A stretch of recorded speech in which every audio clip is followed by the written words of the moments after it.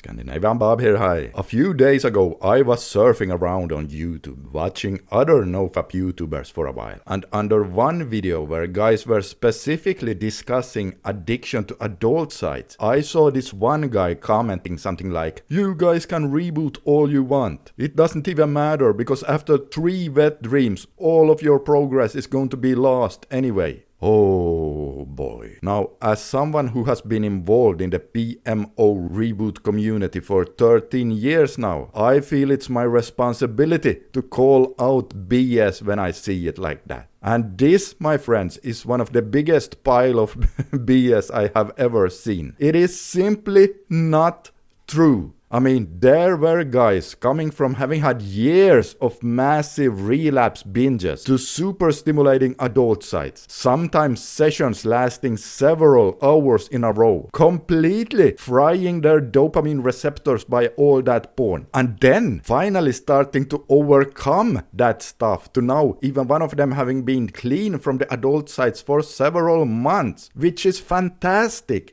And then there comes some ignorant NoFap fool claiming that all that progress will be lost simply if a guy has a couple of wet dreams. No! It's the adult sites that are the big monster here, not the busting in and of itself. You know, back when I was stuck in the addiction myself, I also had relapses to adult sites that sometimes lasted for several hours in a row. So not only have I been reading about how super stimulating adult sites affect the brain, but I have experienced it myself firsthand. And to compare being stuck in relapses for several years, where you keep fapping your brains out to hour-long porn sessions with a couple of wet dreams, well, it's so absurd that I don't even know what to call it. To me, it's almost as absurd as, well, just imagine the following. Say we have a 25-year-old male here who is addicted to heroin, and he is in really bad shape and has been using for several years. Then he gets into a rehab center, and for whatever reason, he also decides to stop drinking coffee. After a few months, he starts doing really well. He's been off the heroin for 6 months now. But then, one week, he slips a bit with the coffee and he has 3 cups of coffee within the span of 1 week. And then one of his less intelligent friends comes to visit and says, "Wait, what? You drank 3 cups of coffee in 1 week? Oh no, how could you?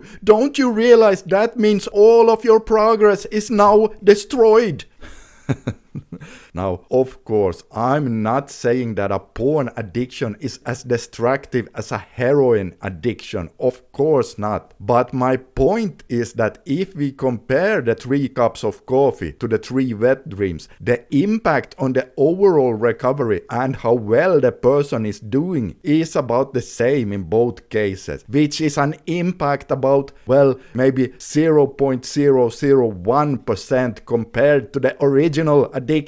Now, why didn't I say a complete 0% here then? Well, because for some, and not for all, but for some guys who are trying to recover from PIED, wet dreams may perhaps pause the recovery for about 1 or 2 days in the beginning of the reboot phase. But it's not like it's setting them back, only a temporary short pause of a day or 2. And for the retention guys, if you find that a wet dream is lowering your energy for a while, then don't worry about that either, because it will come back so incredibly fast. Within just a couple of days, it'll be back. So please do not listen to stupid comments like this out there. Yeah, and so if you haven't already, in order to learn more about how watching a lot of adult entertainment affects the brain, then take a look at my 4-part video series you can see on the screen right here, because over there you'll discover things that will absolutely blow your mind.